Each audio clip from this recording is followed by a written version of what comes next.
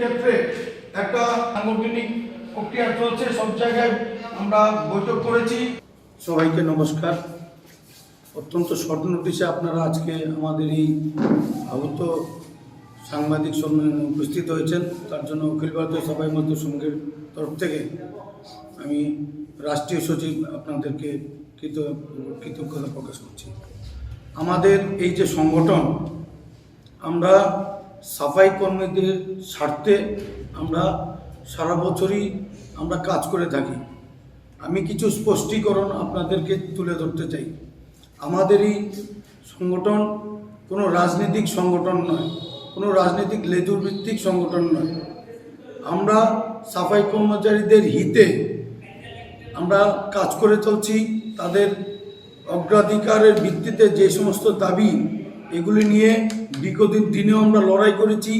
সেই লড়াইয়ের একটা সুফলও আমরা পেয়েছি। গত 2 বছর আগে আমাদের রাজ্যে যে দীর্ঘদিনের একটা দাবি ছিল যে সাফাই কর্মচারী কমিশন তৈরি দেওয়ার জন্য, সেটা পূরণ হয়েছে। এই দাবি পূরণের ক্ষেত্রে অপামর জনসাধারণ এবং অন্যান্য যারা অন্যান্য সাংগঠনিক দৃষ্টিভঙ্গিতে আমাদের সাহায্য করেছেন, সমর্থন দিয়েছেন, তাদেরকেও আমরা কৃতজ্ঞতা জানাই। আজকে আগামী 16 তারিখ একটা বিশেষ দিন, ভোটদান, গণতন্ত্রের একটা বিশেষ উৎসব। সেই উৎসবে আমাদের 15,000-এর উপরে যে সাফাই কর্মচারী আছেন সারা রাজ্যে, বিভিন্ন অর্গানাইজ এবং আনঅর্গানাইজ সব সেক্টরে, সেই 15,000 সাফাই কর্মচারীর পরিবার, প্রত্যক্ষ এবং পরোক্ষ প্রায় 1 লক্ষ ভোটার আছেন, তাদেরকে উজ্জীবিত করা, তারা যেন নিজ ভোট দেন বিগত দিনগুলিতে এবং আগামী দিনের বর্তমান ভবিষ্যৎকে চিন্তা করে আমরা ওদের কাছে, সবার কাছে আমাদের যাওয়া সম্ভব হয়নি।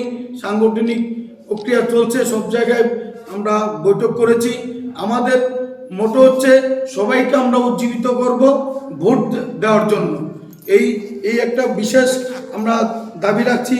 আমাদের কাছে যে কমিশনের কাছে আমরা বিভিন্ন সময়ে সামাজিক সুরক্ষা কর্মক্ষেত্রে এবং যান দুর্ঘটনায় যারা মৃত্যু হয়েছিলেন তাদের কম্পেনসেশন জন্য আমরা দাবি তুলতে পেরেছি, যেটা এক সময় আমাদের সম্ভব হয়েছিল না, সম্ভবপর হয়নি।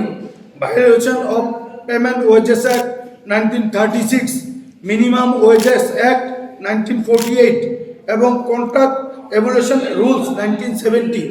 এই জিনিসগুলি কিন্তু আগে আমরা কখনো কারোর কাছে তুলে ধরতে পারিনি।